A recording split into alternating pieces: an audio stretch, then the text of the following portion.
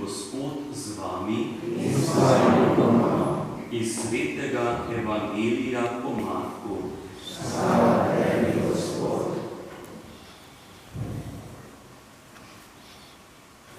Ko se je tisti čas Jezus pripeljal s čolnom spet na drugo stran, se je zbrala pri njem velika množica.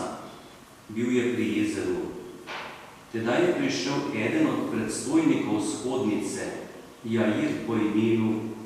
Ko ga je zagledal, je padel k njegovim nogam in ga zelo prosil, rekoč: Moja hčerka je v zadnjih vzdihljajih. Pridi in položi roke nanjo, da ozdravi in ostane pri življenju. In odšel je z njim. Za njim se je odpravila velika množica in pritiskala nanj. V njej je bila tudi žena, ki je že 12 let krvavela. Veliko je pretrpela od mnogih zdravnikov in porabila vse svoje premoženje, pa ji ni nič pomagalo, ampak je bilo z njo celo slabše. Slišala je za Jezusa. Med množico se mu je približala od zadaj in se dotaknila njegove obleke. Rekla je namreč: Tudi če se dotaknem le njegove obleke, bom rešena.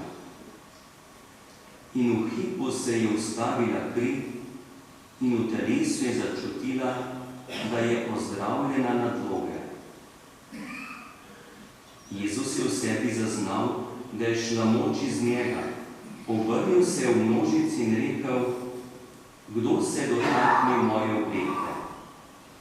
Njegovi učenci so mu govorili: Saj vidiš, kako množica pritiska nate, pa praviš, kdo se me dotaknil? Oziral se je okrog, da bi videl tisto, ki je to storila. Ker je žena vedela, kaj se je z njo zgodilo, je vsa preplašena trepetaje pristopila, se vrgla preden in mu povedala vso resnico.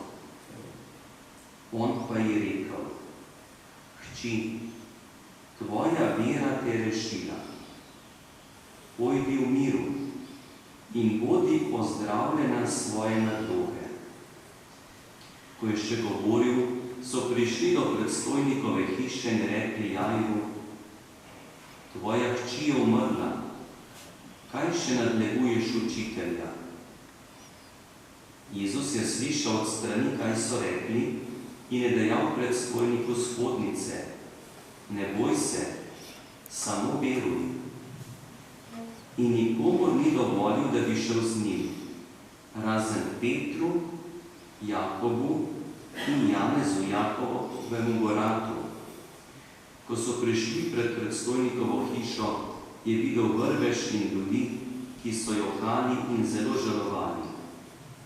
Stopil je in je rekel: Kaj se razburjate in jokate? Deklica ni umrla, ampak spi. In posmehovali so se mu. On pa je vse odslovil in vzel s seboj očeta in mater deklice in tiste, ki so bili z njim, in stopil tja, kjer je bila deklica. Prijel je za roko in je rekel: Talita kum, kar pomeni: Deklica, rečem ti, vstani. Deklica je takoj vstala in hodila. Imela je namreč 12 let. Od začudenja so bili vsi iz sebe. On pa jim je strogo naročil, naj tega nihče ne izve. In velel je, naj dajo jesti. To je Kristusov evangelij. Hvala tebi, Kristus.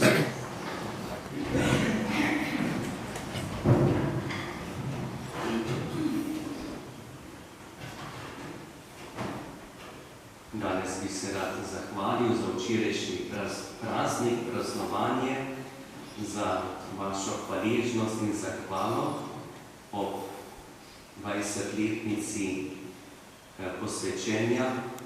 Včeraj je bila na ta način okrogla obletnica, odkar sem duhovnik.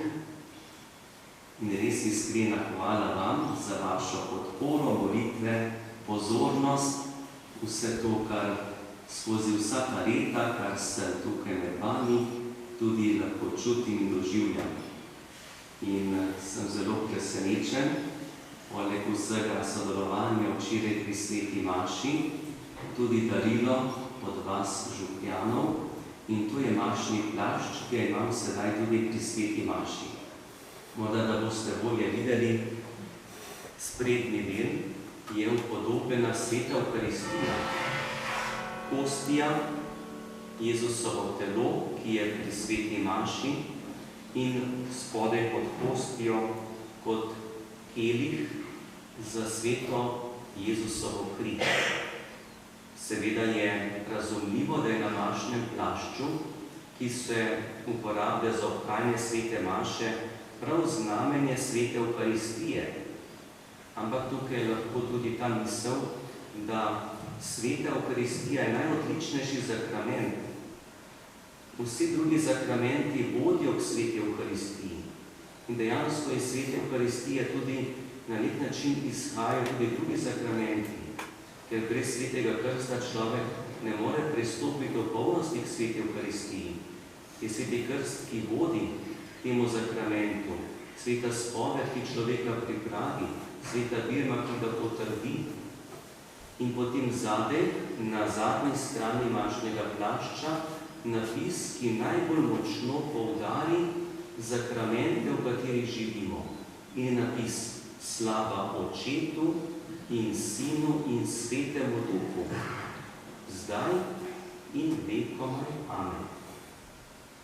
Ali ni iz slave Boga Očeta in Sina in Svetega Duha tudi vse to, kar človek prejema? Bogu hvala za vašo srčnost, za to, kar ste pripravili včeraj, in se vam res iskreno zahvaljujem. So me vprašali, če sem kaj slutil za včerajšnji praznik, so rekel, nobeden ni nič nakazal, nič omenil, ali pa, da bi kje kakšna misel prišla.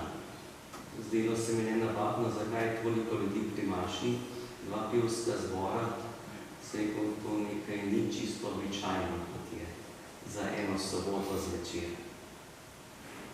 In ko sem omenil ta napis zadaj, Slava Očetu in Sinu in Svetemu Duhu, zdaj in vekomaj, ali ne gre ta beseda tudi na današnjo Božjo besedo, na evangelij, ki smo ga slišali?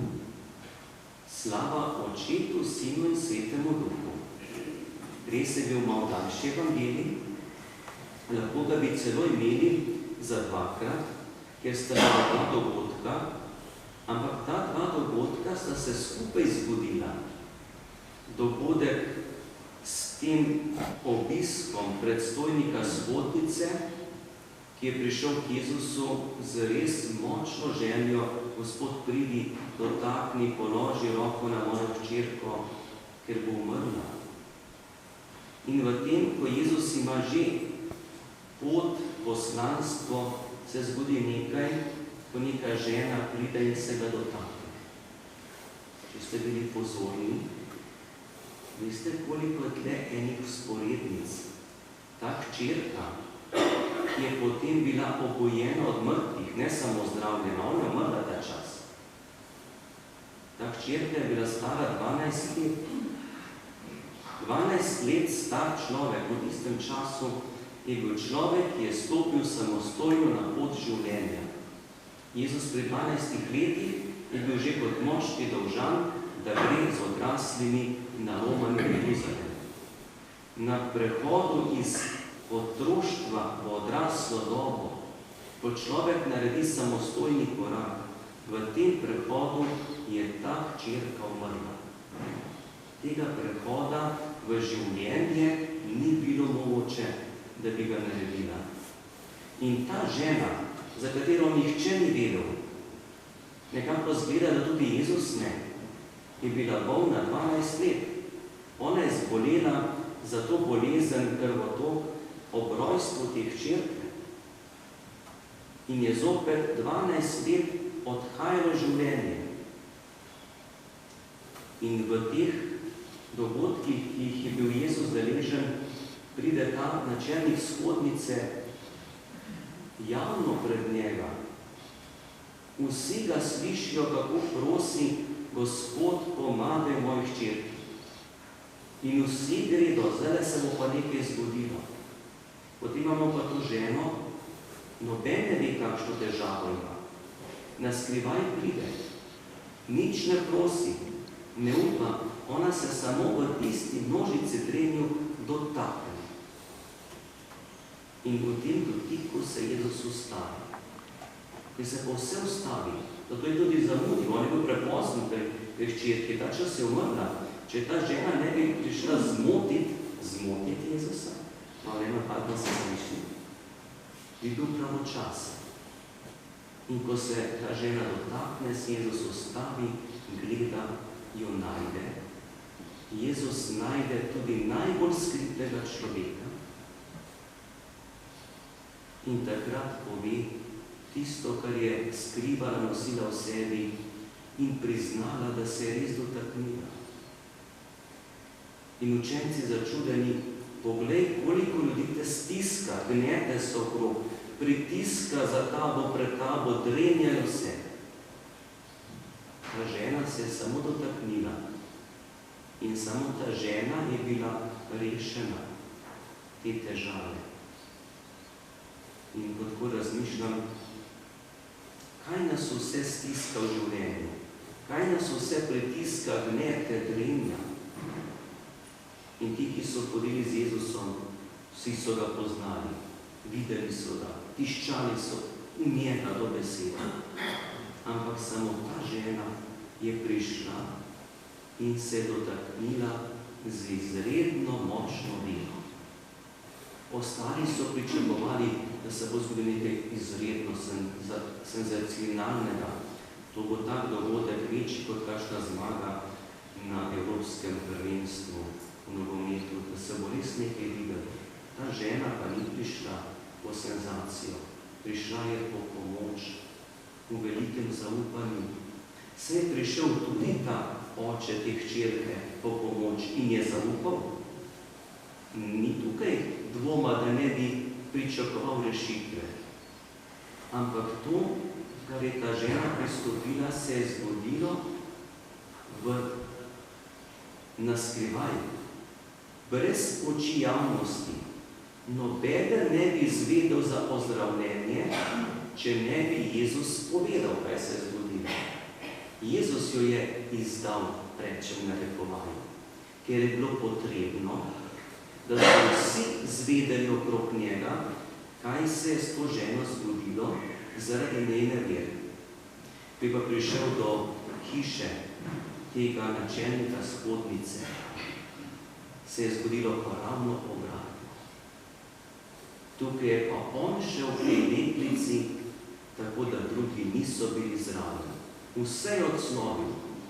Tiste, ki so se posmehovali, tiste, ki so tiščali v njega, vzel je seboj samo očeta te deklice, mama bila namreč tam zbrana, očeta, ki je imel vero in ga je prosil, pa 3 učence.